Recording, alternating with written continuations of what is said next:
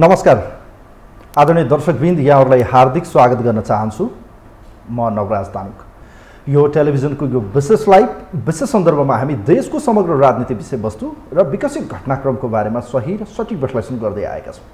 विशेषतः यतिखेर राजनीतिक दलका शीर्षस्थ नेताहरू अर्थात् पार्टीका उच्च ओहदामा रहेको र यो देशको नेतृत्व गरिसकेका नेताहरूको तुच्छ र स्तरहीनको अभिव्यक्तिले वास्तवमै नेपाली राजनीतिको चित्र यतिखेर प्रष्ट बाहिर देखाइदिनु भएको छ। विशेष गरी केही दिन यता लगातार सत्ताबाट बाहिरिनु पर्दा र सत्तामा चढ्नका निम्ति बेला बखतमा गठबन्धन होस् या गठबन्धनभन्दा बाहिर रहेका दलका नेताहरूले एकले अर्कोलाई खुइल्याउनसम्म र व्यक्तिगत लालछना र आरोप प्रत्यारोपमा उत्रिरहँदा यो देशको राजनीतिमा व्यक्तिवादी र व्यक्तिगत इगो प्रब्लम, एक किसिमको इगो साध्ने, प्रतिशोध साध्ने र सस्तो लोकप्रियताका लागि व्यक्तिगत आरोप प्रत्यारोपमा नेताहरू किन उत्रिरहेका छन्?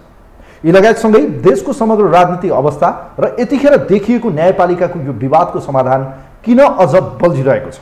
साँच्चीकै भन्ने हो भने अदालतमा न्यायाधीश र प्रधान न्यायाधीश बीचको जुवारी र बारले प्रधान न्यायाधीशका विरुद्ध छेडेको यो आन्दोलन या एक किसिमको हुर्कीले चाहिँ कुन रूप लिन्छ यो भने हेर्न बाँकी छ। तर यति विवाद परिरहँदा प्रधान न्यायाधीशले राजीनामा दिनै अझै कुनै साँठगाँठ या कुनै त्यस्तो लक्षण भने देखाउनु भएको छैन।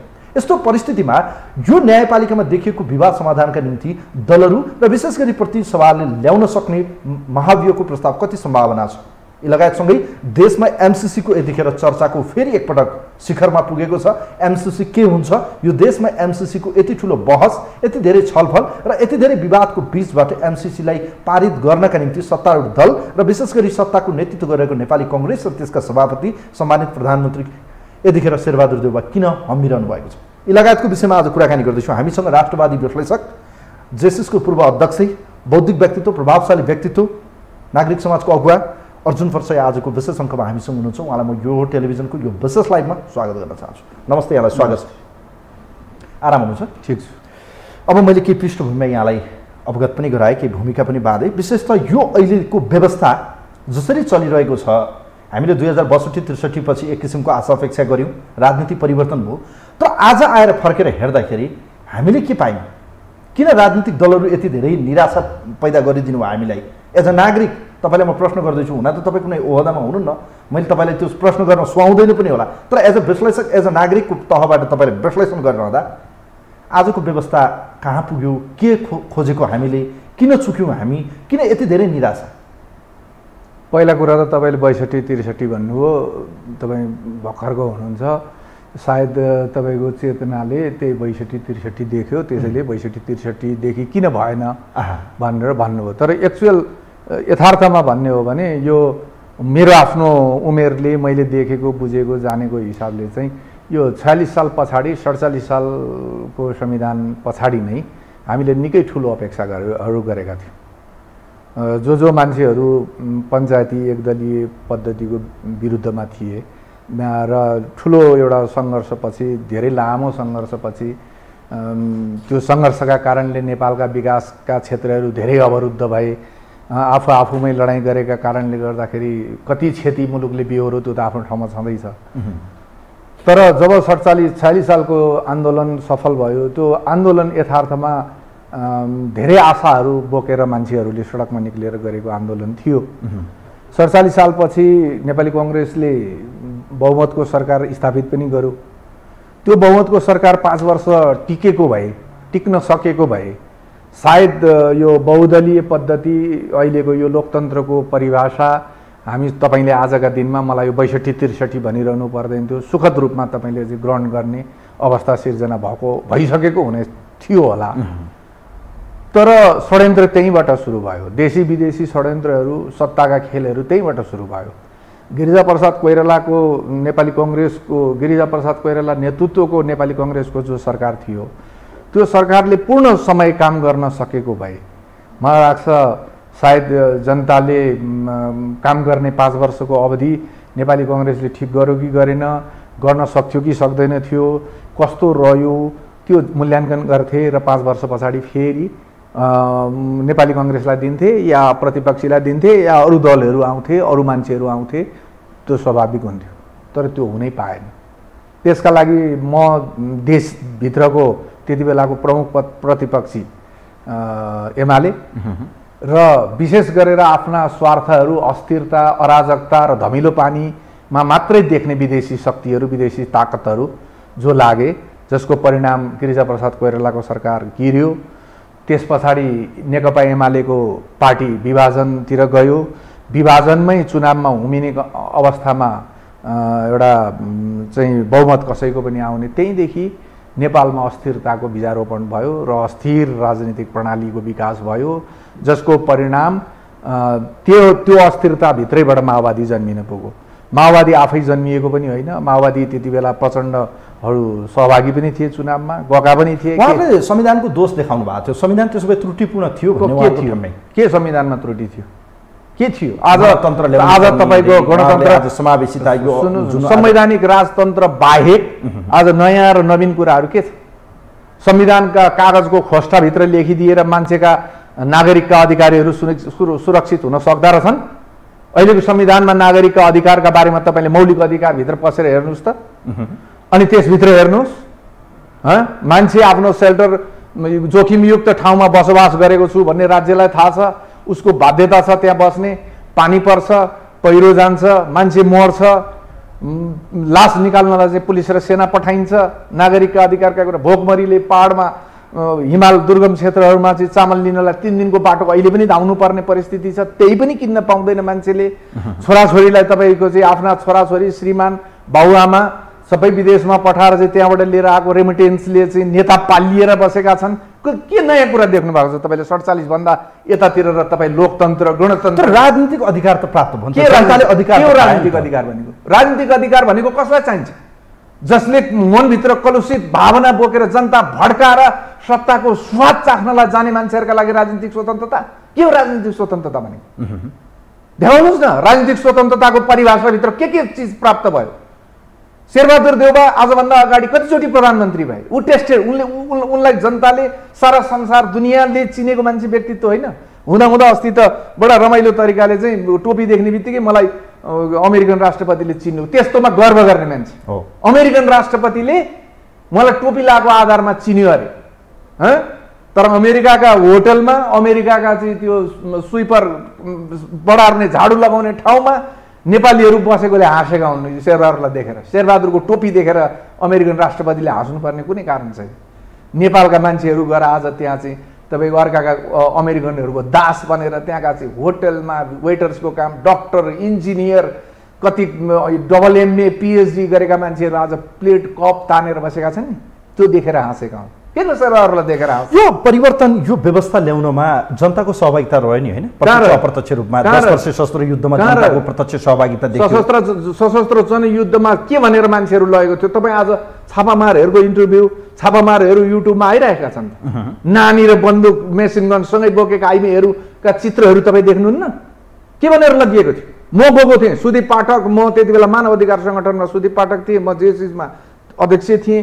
हामी गएको थियौँ, हामीले थुप्रै छापामारहरू यहाँ के अरे त्यो केटाहरू चाहिँ 15, 16, 17 वर्षका केटाकेटीहरू, ओठमा निचोर्दा दुध आउने केटाकेटीहरू, स्कुल पढ्ने विद्यार्थीहरू त्यो के अरे त्यो पाइप बम चाहिँ भुँडीमा बाँधेर नाङ्गा खुट्टा लिएर कुदेको मैले नि मेरा आँखाले। त्यसो भए केही समय पहिले चितवन पुगेर पूर्व प्रधानमन्त्री एवं नेकपा माओवादीको अध्यक्ष पुष्पकमल दाहालले तपाईँहरूलाई इङ्गित गर्दै भन्नुभएको छ, कथित आफूलाई बुद्धिजीवी भन्नेहरूले आज यो व्यवस्थामाथि प्रहार गर्न खोज्ने तपाईँहरू कोबाट परिचालित हो? त्यसो भए आज अनि उहाँलाई त्यो भन्ने अधिकार, उहाँलाई ललकार्ने मान्छे नभएर उहाँले त्यो भनेको होइन।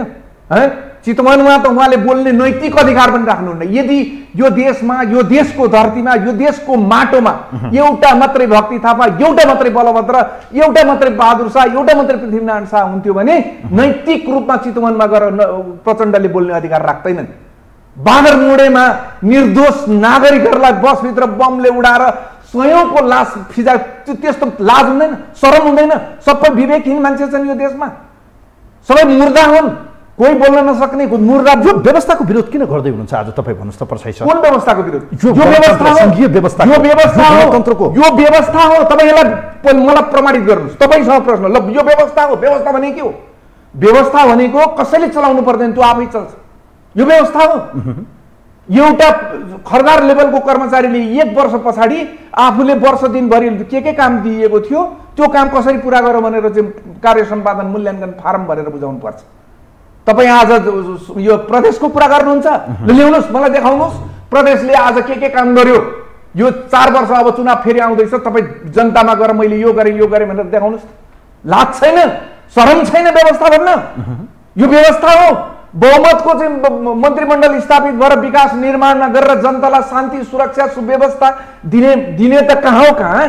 तपाईँको चाहिँ यो चाहिँ के भन्छ यो यो यो यो यो हेर्दाखेरि पनि घिनलाग्दो गठबन्धन निर्माण गरेर अनि तपाईँ चाहिँ मुख्यमन्त्री फेर्ने, प्रदेश प्रमुख फेर्ने, मन्त्री भएको के छ? कर्मचारीलाई दबाब दिएर चाहिँ असार मसान्तमा पैसा कलेक्सन गर्ने। तपाईहरुले अनुसन्धान गर्न माग्छ, तपाईहरु मिडिया गएर हेर्नुस् त। सारा विकास निर्माणका चाहिँ कार्यालय प्रमुखहरू आज रोइरहेको छ। समीक्षा बैठक भनिया छ, असार मसान्तमा बोलाएको छ अनि विकास निर्माणको चाहिँ यति पर्सेन्टलाई बुझा यहाँ बुझा झोलाबाट बुझा भनेर बुझाउन लगाएको छ। भने यो व्यवस्था नेपाली जनताको चाहना व्यवस्था होइन, यो व्यवस्था हो, यो कुव्यवस्था हो। यसलाई व्यवस्था भन्न मिल्छ? यो व्यवस्था हो। कहाँ छ व्यवस्था? कार्यकारिणीमा छ कि व्यवस्था? त्यसो भन्ने हो भने हामीले 2064 या यो परिस्थितिमा जुन प्रचण्ड या अहिलेको 7 दलीय हिजोको 7 दल माओवादी विद्रोही माओवादी यो सबैले चाहिँ एउटा राजनीतिक सहमति र शान्ति प्रक्रियाबाट हामीले चाहिँ एउटा ट्र्याकमा देशलाई ल्याइरहँदा आज गणतान्त्रिक यो देश, यो लोकतान्त्रिक व्यवस्था, यो संविधान, यो संघीय प्रणाली, यो समानुपातिक समावेशिताको सिद्धान्तलाई आत्मसात गरेको यो संविधान, यो सबै हेर्ने भने यो व्यवस्था नभएर यो के हो चाहिँ? कुव्यवस्था। कसरी तपाईँ समानुपातिक क्षेत्रभित्र, समानुपातिक के अरे मनोनयनभित्र आएका मान्छेहरूको गति हेर्नुहोस्। तपाईँ विकृति हो, त्यो विकृति हो। म पनि भन्छु त्यो विकृति हो। विकृति हो भने त्यो कसरी व्यवस्था हो? व्यवस्थाभित्रको विकृतिलाई हटाउन नसक्ने मान्छे कस्ता? लोग्ने तपाईँको एउटा पदमा बसेको छ, स्वास्नीलाई लिएर आएर चाहिँ जातीय के अरे समानुपातिकता पुरा भयो, जातिले सुख पायो।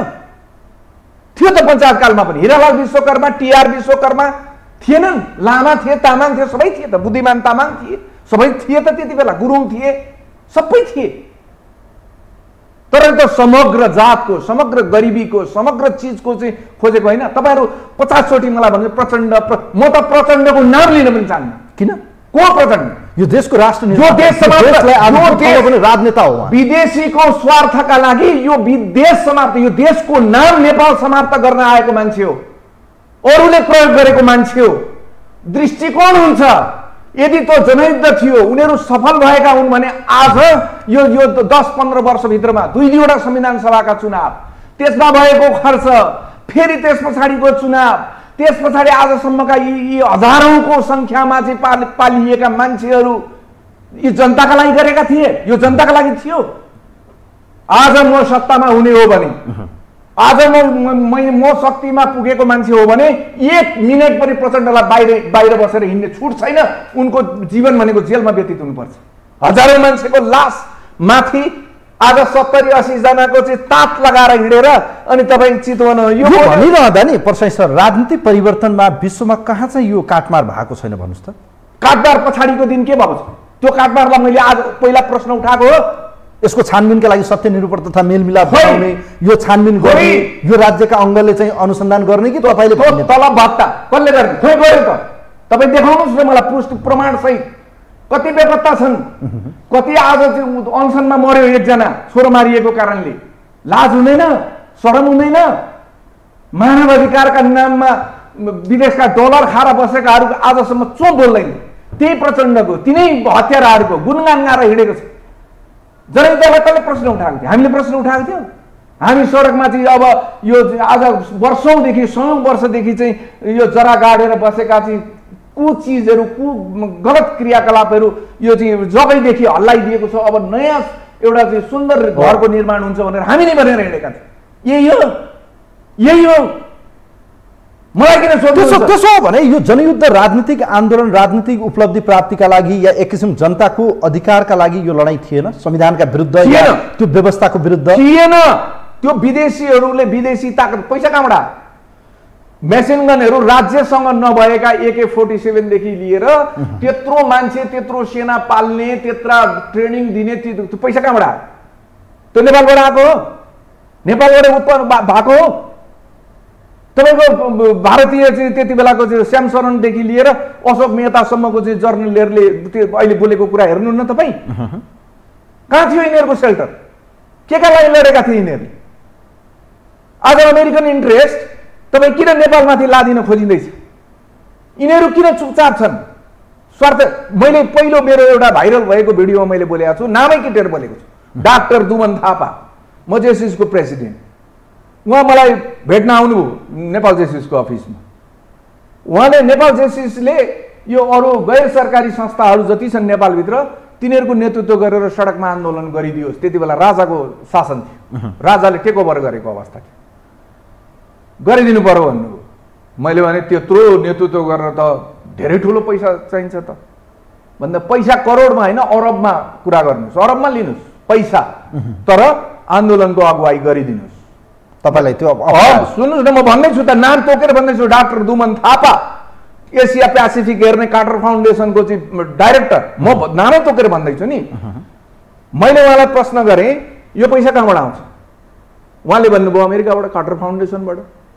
मैले भने अमेरिकन एउटा भूपू राष्ट्रपतिको नाममा स्थापित भएको फाउन्डेसनले नेपाललाई यत्रो चाहिँ यो आन्दोलनमा सघाउनको लागि अमेरिकन इन्ट्रेस्ट हुँदैन?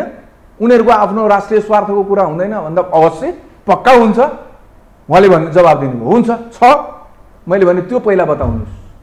यदि त्यो अमेरिकन इन्ट्रेस्ट मेरो नेपाल मेरो राष्ट्रको चाहिँ स्वार्थभन्दा बाहिर रहेछ, त्यसले चाहिँ केही फरक नपर्ने रहेछ भने सोचौँला। होइन भने तपाईँले पैसा दिनुहुन्छ भनेका भरमा म चाहिँ त्यो इन्ट्रेस्ट नहेरिकन यस्तो नेतृत्व गरेर म सडकमा निक्लिन सक्दैन, म जाँदैन।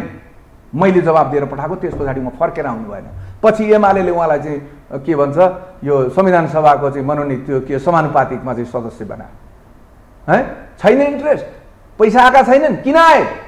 के यो नेपालको विकास, यो देशका जनताको उत्थान, यो प्रगति उन्नतिका लागि आएका हुन्? त्यसो भए तपाईँ आज यो सिस्टम फाल्नुपर्छ भन्ने पक्षमा हो, राजा ल्याउनुपर्छ भन्ने पक्षमा? म एक्लैले भनेर म त बोले होइन, राजावादीहरू हो नि त, तपाईँ पनि राजावादी हो त्यसो भए? होइन, म राजा, म कुनै पनि वादी होइन। म आजको हिजो एमालेको एउटा गणतन्त्रको विरोध गर्ने राजावादी। सुन्नुहोस् न, मैले कुनै पनि तन्त्रको म हिजो राजाको कालमा पञ्चायतको विरोध गरेर जेल परेको मान्छे। के भन्नुहुन्छ तपाईँ मलाई? म कुप्रथाको, कुचलनको, कुव्यवस्थाको जुनसुकै होस्, चाहे त्यो गणतन्त्र होस् चाहे त्यो लोकतन्त्रको होस्, नामले केही पनि फरक पर्दैन। त्यसो भए यो देश बिगार्ने आज नेताहरू केपी ओली, शेरबहादुर देउवा प्रचण्ड, माधव नेपाल यी सबै हुन्, त्यसो भए तपाईँलाई लाग्छ? भन्नुहोस् न त, अब केपी ओलीले किन बिगारे त? यिनीहरूको बारेमा त म टिप्पणी नै नगरौँ, किनभने यिनीहरूको अहिले तपाईँले जतिजनाको नाम लिनुभयो, उहाँहरूको केटाको बाल्य अवस्था, उहाँहरूको पारिवारिक पृष्ठभूमि, उहाँहरूले पढेका किताब, उहाँहरूले जानेको बुद्धि, उहाँहरूको विवेक, उहाँहरूको चाहिँ दूरदर्शिता, त्यो मान्छेसँग जति छ त्यति नै गर्ने हो।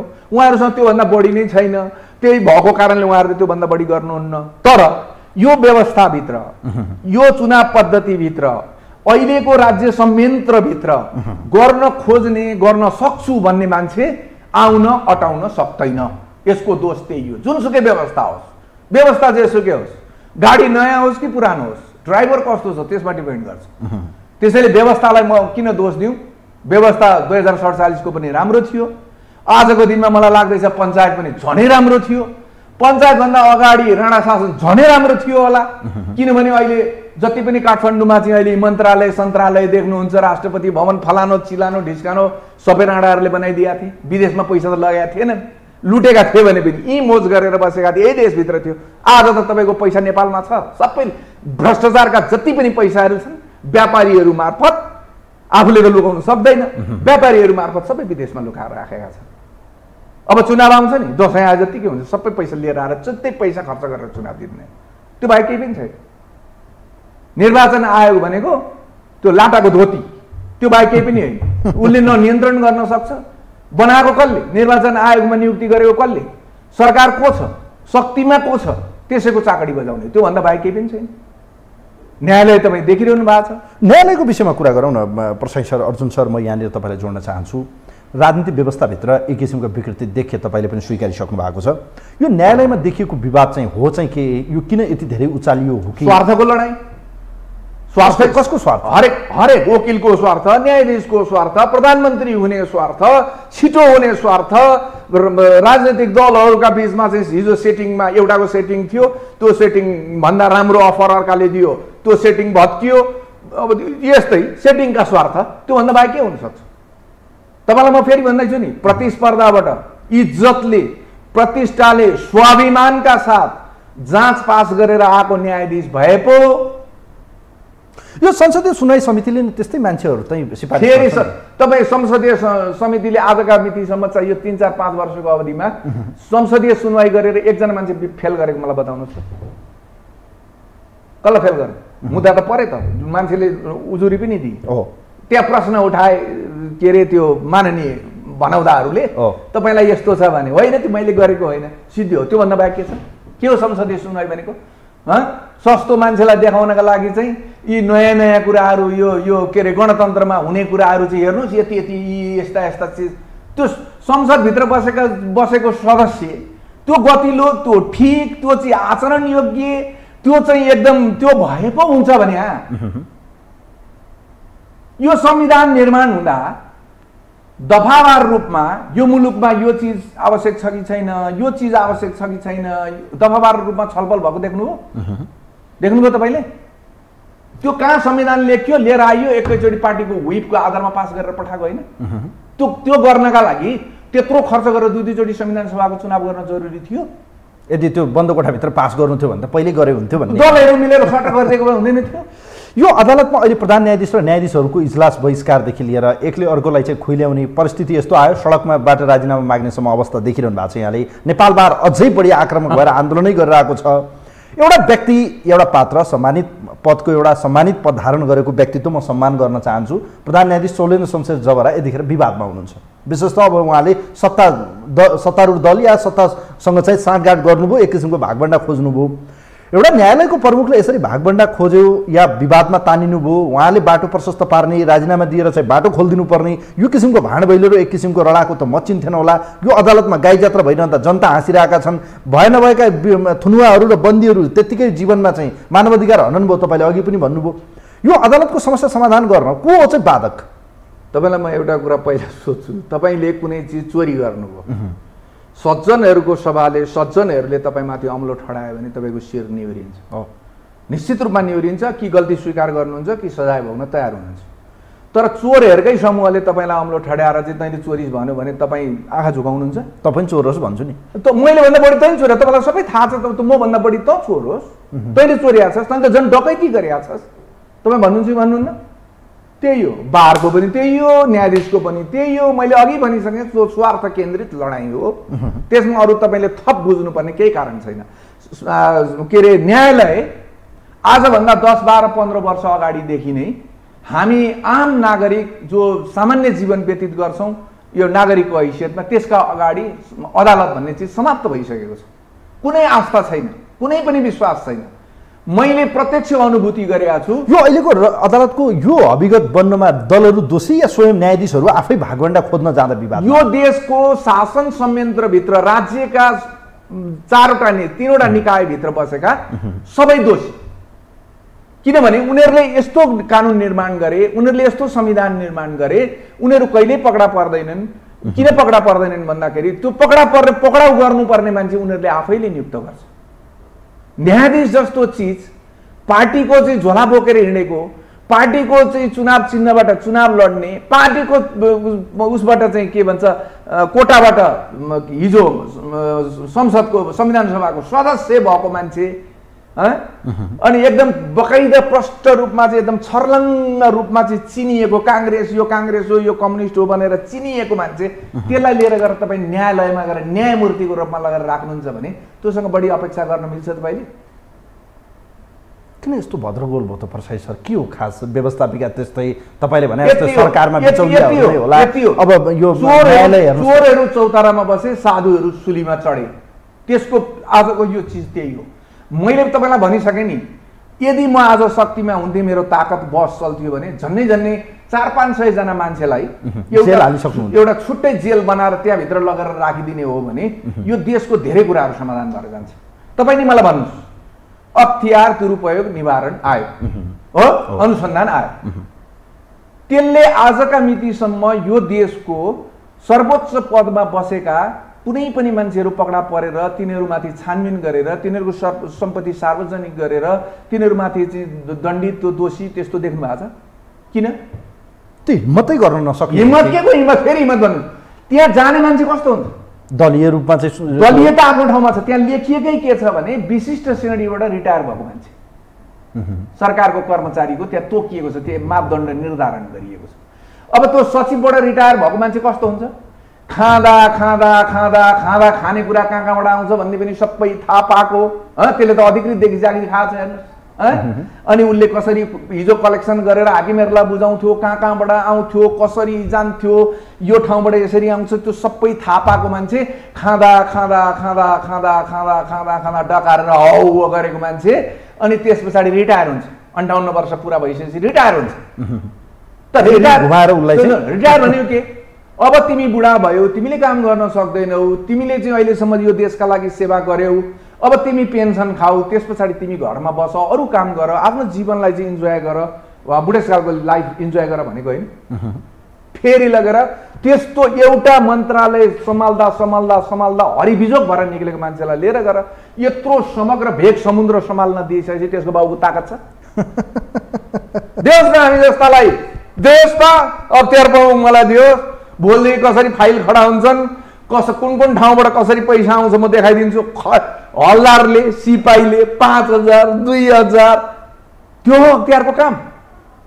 त्यो हो अख्तियारले आज राज्य कोषबाट जति बजेट लिन्छ त्यसको कति गुणा चाहिँ राज्य कोषमा सम्पत्ति जफत गरेर भरेको छ त्यसको मलाई विवरण दिनुस् न। तपाईले माग्नु भएको वास्तवमा तपाईले सही प्रश्न उठाउनु भयो। अब वास्तवमा यो राज्यको व्यतिथि यस्तो छ हेर्नुस्, राज्यका अङ्गप्रति विश्वास गर्ने ठाउँ छैन, जनताले विश्वास, मैले त्यही भनेर सोधेँ के निराशा आयो आज हामीमा, हामी जनतामा फ्रस्ट्रेसन देखिन्छ।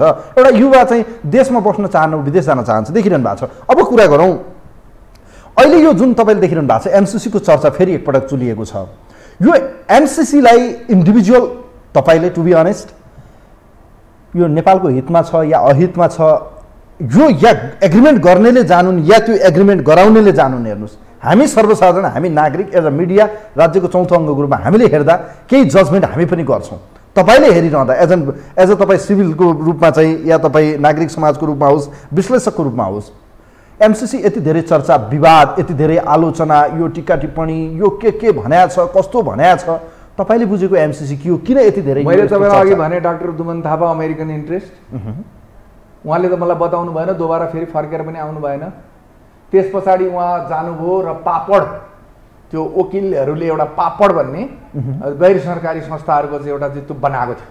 त्यो पापडको सायद म फुल फर्म अहिले भन्दिनँ, त्यति बेला थाहा थियो, त्यो बनाउनु भएको थियो। उहाँहरू त्योसँग गएर त्यसको नेतृत्वबाट फेरि नागरिकको समाजका नाममा गेरुवाधारीदेखि लिएर अरू यी विभिन्न प्रकारका मान्छेहरू, देवेन्द्र राज पाण्डे, देवेन्द्र राज पाण्डे कहाँ छ? त्योसँग गएर इन्टरभ्यू लिनुहोस् न त। त्यो कत्रो थियो, कस्तो थियो त्यो आन्दोलनको बेलामा उहाँको चाहिँ आमामामामामा साध्य थियो। अहिले उहाँ समाप्त सम्पूर्ण रूपमा सकिनुभयो, किनभने उहाँलाई जे स्वार्थ थियो उहाँको पुरा भयो, छोडिदिनु भयो। अब तपाईँलाई म एमसिसीको बारेमा त्यही हो अमेरिकन इन्ट्रेस्ट, जुन दुमन थापाले मलाई बताउनु भएन त्यही चिज हो अमेरिकन इन्ट्रेस्ट। त्यो अब एमसिसी मार्फत आउँछ या अन्य कुनै चिजहरू मार्फत आउँछ, म त्यत्रो ठुलो विश्लेषण गर्ने, त्यत्रो चाहिँ यो चाहिँ संसारकै विश्लेषण गर्न योग्य मान्छे म होइन, म सक्दिनँ। तर म एउटा सोझो लाटो हिसाबले म के बुझ्छु भने यो एमसिसीको आजको जुन लडाइँ छ यो वाहियात लडाइँ हो। यो एमसिसीको लडाइँ पनि जनतालाई झुक्याउनका लागि, जनताहरूलाई प्रोपोगन्डा सिर्जना गर्नका लागि ल्याएको। यही एमसिसीको कारणले के अरे केपी ओली सरकार ढल्यो। मलाई लाग्छ यही एमसिसीको कारणले शेरबहादुर देउवाको सरकार बन्यो। प्रचण्ड र मेरो संयुक्त हस्ताक्षरबाट हामी पास गर्छौँ भनेका छौँ भनेर प्रधानमन्त्री आफै बोल्नुभयो। अहिले पनि गठबन्धन सरकार छ, नैतिकता छैन। हिजो एउटा चारित्रिक रूपमा चाहिँ दोषी भएर एउटा सभामुखको पदबाट राजीनामा दिएको कृष्ण महराले बोलेको मैले सुनेको थिएँ। 55 अर्ब होइन 55 खर्ब दिए पनि एमसिसी पास हुँदैन। न रुल छ, न रेगुलेसन छ, न पार्टीको कुनै आधिकारिक धारणा छ। प्रचण्डले बोल्ने कुरो एउटा साधारण नेताले बोलिरहेछ, किनभने जनतालाई हामी एमसिसीको विरुद्धमा छौँ भनेर यता थुमथुमाउँदै जाने होइन, माथि नेतृत्वले उतातिर मिलाउँदै जाने। अब सबै मान्छेको पहुँच त हुँदैन नि। प्रचण्डले अमेरिकामा के लेखेर दियो, उसले के लेखेर, हामीलाई थाहा हुन्छ त? हुँदैन। अब अहिले तपाईँको क्रिस्चियनिटीलाई हामी स्थापित गर्छौँ भन्ने नाममा प्रचण्डहरूलाई मैले सहयोग गरेर पैसा ल्याइदिएको थियो भनेर त एकजना डाक्टर साहब बोलिरहनु भएको छ अहिले, पास्टर के हो उहाँ, होइन, मजाले बोलिरहनु भएको छ। मैले होइन भनेर। तपाईँलाई के लाग्छ एमसीसीमा एमसीसी प्रचण्ड र देउबाजीको संयुक्त सबैको, केपीको पनि छ, एमालेको पनि छ, कङ्ग्रेसको पनि छ, तपाईँको अहिले देखिएका राष्ट्रिय राजनीतिभित्र देखिएका मुख्य दलहरू सबैको छ एमसीसीमा इन्ट्रेस्ट। पास गर्ने पक्षमा उनीहरू सबै पास गर्ने पक्षमा पनि छन् र उनीहरूले पास गर्छौँ भनेर नै नेपालको आन्दोलनमा विदेशी पैसाहरू लिएर आएर यहाँ परिचालन गरेर मान्छेलाई सडकमा निकालेर ढुङ्गामुढा गराएर त्यो चाहिँ त्यो आन्दोलनको उद्देश्य नै सबै सत्ता स्वार्थकै लागि 100% सत्ता स्वार्थको लागि हो। र अहिले जे प्रोपोगन्डा गरिँदैछ नि अमेरिकन सेनाहरू आउँछ त्यो वायात हो। अमेरिकन सेना आउनु पर्यो भने यो एमसीसी अमेरिकन सेना पाकिस्तान हामीभन्दा धेरै शक्तिशाली भारतलाई टक्कर दिएर परमाणु शक्ति राखेर बसेको राति हेलिकप्टरमा आएर ड्याङ अर्का देशमा मान्छे मारेर फेरि फर्केर बिन लादेन बोकेर जाने देश जसले चाह्यो भने आज अमेरिकामा बसेर अमेरिकाको राष्ट्रपति पनि पर्दैन, एउटा खुफिया एजेन्सीको खरदार लेभलको मान्छेले यहाँ चाह्यो भने हाम्रो प्रधानमन्त्री सुइँगाइदिन सक्छ। आज उसले चाह्यो भने नेपाललाई 1 घन्टाभित्रमा यहाँ अस्थिरता सिर्जना गर्ने हो कि आफ्नो सेना पठाएर के गर्ने हो कि एउटा बहाना बनाएर चाहिँ के गर्ने त्यो गर्न सक्छ। यो एमसीसी जनता लडाउने एउटा प्रोपोगन्डा फेरि यो के अरे राष्ट्रवादको राज्यको के अरे देशभक्तको एउटा बहाना, एउटा जनतालाई फेरि भ्रम सिर्जना गर्ने र फेरि सत्तामा पुग्ने एउटा दाउभन्दा बाहेक अरू केही पनि। अब कुरा गरौँ जाँदा जाँदै यो अहिले देखिएका दलहरू, तपाईँले अघि भनिसक्नुभयो अब यो कुरा कोट्याइ त नरहनु पर्ने, तर जाँदा जाँदै कोट्याउनै पर्ने भयो, हामीसँग समय अत्यन्तै कम छ। यो दलका नेताहरू असफल भाव कि दलै असफल हुन् कि यो के आइलागेको यी दलका नेताहरूलाई एकले अर्कोलाई देखि नसक्ने गाली गुलोज तुच्छ किसिमको, हेर्नुहोस् त यो तेरो छोरी चाहिँ विदेश पढाइस् तैँले, मैले चाहिँ किडनी फेल गरेँ मैले नेपालमा गरेँ, मैले तैँले चाहिँ विदेशमा पैसा लुकाइस्, तैँले मान्छे मारिस्, यो किसिमको यो लालछना एक किसिमको तुच्छ किसिमको स्तरहीन मैले भन्छु। यो किन, यो के हो राजनीति? पहिलो कुरा त मैले अघि पनि तपाईँलाई बताएँ, उहाँहरूको संस्कार जस्तो परिपाटीबाट, जस्तो पारिवारिक पृष्ठभूमिबाट, जस्तो शिक्षा, जस्तो सबै उहाँहरूको चाहिँ त्यो दिमाग जस्तो चिज उहाँहरूले बोकेर आउनुभयो त्यो त बाँचुन्जेलसम्म रहन्छ र मर्ने बेलासम्म पनि उहाँहरूले त्यो कुरा भनि नै रहनुहुन्छ। तर यसमा अर्को एउटा कुरा के जोडिन्छ भने तपाईँलाई अहिले यो टेलिभिजनले केही सर्टेन निश्चित सुविधाहरू तलब मान दिएर तपाईँ यहाँ बस्नुभएको छ, मानिलिउँ तपाईँलाई यहाँ 5 लाख रुपियाँ दिएको छ महिनाको, तर तपाईँ अरू अन्ततिर गएर चाहिँ 5 लाख रुपियाँ पाउनुहुन्न। एउटाले जालसाजी, एउटाले षड्यन्त्र, एउटाले विभिन्न काम गरेर तपाईँको त्यो पद छिनेर तपाईँ यहाँबाट निक्लेर जानु पर्यो भने के गर्नुहुन्छ? बाहिर गएर त्यसलाई मन परी त गाली गर्नुहुन्छ नि, त्यो मानवीय स्वभाव हो नि, हो त्यही हो, अरू केही पनि हो। केपी ओली राम्रोसँग खाएर जनतामा म्यासेज राम्रो गएन भने एउटा देश चलाएको हाँकेका नेता कोही पनि XYZ प्रचण्डले पनि त्यस्तै भन्ने गाली गुलोजमै उत्रेको देख्छौँ हामी, माधवले एउटालाई सरापेको देख्छौँ, फेरि अब तपाईँको बाबुराम भट्टराईले कहिले तपाईँ त डिफ्रेन्ट फरक दलका बिचको कुरा सुनिरहनु भएको छ। तपाईँ एकचोटि त्यही दलभित्रका अरू नेताहरूको एउटा नेताको अर्को नेताप्रतिको कुराहरू सुन्नुहोस् त, अनि तपाईँले थाहा पाउनुहुन्छ।